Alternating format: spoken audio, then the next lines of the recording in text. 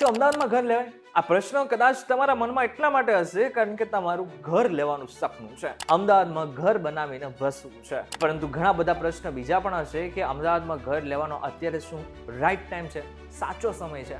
આ બધા જ પ્રશ્નો તમારા મનમાં હોય ને તો ચિંતા કરવાની કોઈ જ જરૂર નથી, કારણ કે એક રિસર્ચ પેપર બહાર પાડવામાં આવ્યું છે જેની અંદર સાફ કહેવામાં આવ્યું છે કે અમદાવાદમાં ઘર લેવાય કે નહીં. એટલે રિસર્ચ પેપરની અંદર શું છે એ જો તમારે જાણવું હોય ને તો ધ્યાનથી સાંભળજો. હું તમને એક વાત કહું.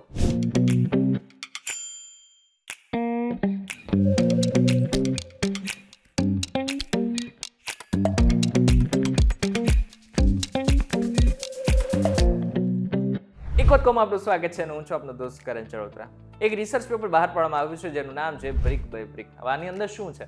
સૌથી મહત્વનો પ્રશ્ન આની અંદર છે અને એ છે કે શું અમદાવાદમાં ઘર લેવાય? અને આની સાથે અમદાવાદ છોડી દો તો બાકીના જેટલા પણ શહેરો છે, મુંબઈ, દિલ્હી, બેંગ્લોર, હૈદરાબાદ, તો આ બધી જગ્યાઓ પર અત્યારે શું ખરેખર ઘર લેવા જેવું છે કે નહીં? પેપર મુજબ 2001 થી 2011ના દાયકા દરમિયાન ગુજરાતમાં અંદાજે 7.3 મિલિયન લોકોએ ગ્રામીણ વિસ્તારોમાંથી શહેરો તરફ પ્રયાણ કર્યું, જેની અંદર અમદાવાદ, સુરત અને વડોદરા મુખ્ય છે.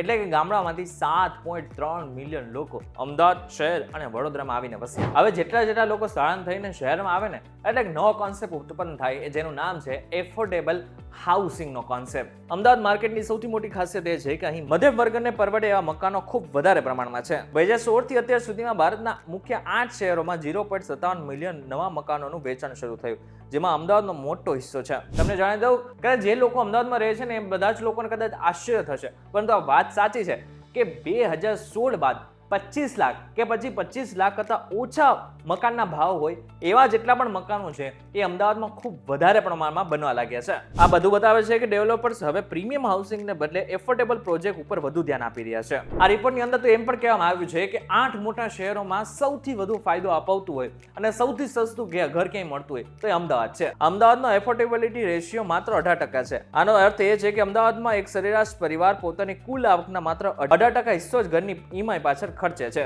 જો મુંબઈની વાત કરવામાં આવે તો મુંબઈનો એફોર્ડેબિલિટી જે રેન્ક છે એ 47% છે, એટલે કે ખૂબ વધારે પ્રમાણમાં માનવામાં આવી રહ્યું છે. બીજી બાજુ તો દિલ્હીની વાત કરીએ તો દિલ્હી અમદાવાદ અને મુંબઈ બંનેને છોડીને આગળ નીકળી ગયું છે, કારણ કે ત્યાં ઘર લેવું એક સપના સમાન બની ગયું છે. અમદાવાદમાં ઘર લેવાનો મોટો એક ફાયદો એ છે કે એફોર્ડેબલ હાઉસિંગ માટે જીએસટી નો દર માત્ર 1% છે, જે અન્ય પ્રોજેક્ટ માટે 5% છે.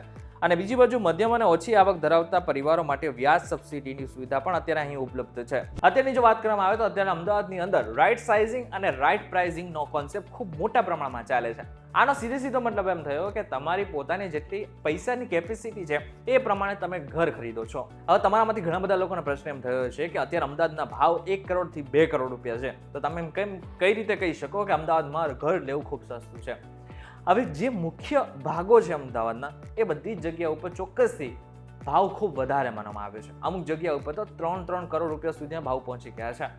પરંતુ મેં તમને જે વાત કરેલી છે એ એફોર્ડેબલ હાઉસિંગની વાત કરેલી છે. આ એફોર્ડેબલ હાઉસિંગ જે છે માત્ર મુખ્ય ભાગોમાં જોઈએ એવું જરૂરી નથી હોતું. અમદાવાદના જેટલા પણ ખૂણા છે એ બધું જ અમદાવાદની અંદરમાં જ આવે છે. અને એફોર્ડેબલ હાઉસિંગની જ્યારે વાત કરવામાં આવે છે ત્યારે મુખ્ય ભાગો ઉપર ફોકસ નથી કરવામાં આવતું, પરંતુ એની સાથે છેડાનો જે ભાગ હોય છે એને પણ કવર કરવામાં આવે છે. એટલા માટે થઈને અત્યારે જેટલા અમદાવાદના છેડાના ભાવ છે એ ખૂબ ઓછા માનવામાં આવી રહ્યા છે. ત્યારે આ બાબતને લઈને તમારું શું કહેવું છે અમને જરા કમેન્ટ કરીને ચોક્કસથી કહેજો. વિડીયો જો તમને કોઈ ઇન્ફોર્મેશન મળે તો વિડીયો લાઈક અને શેર જરૂરથી કરજો. આ જ ઇન્ફોર્મેટિવ વિડીયોઝ માટે વીટીવી ડિજિટલ સાથે જોડાયેલા રહેજો.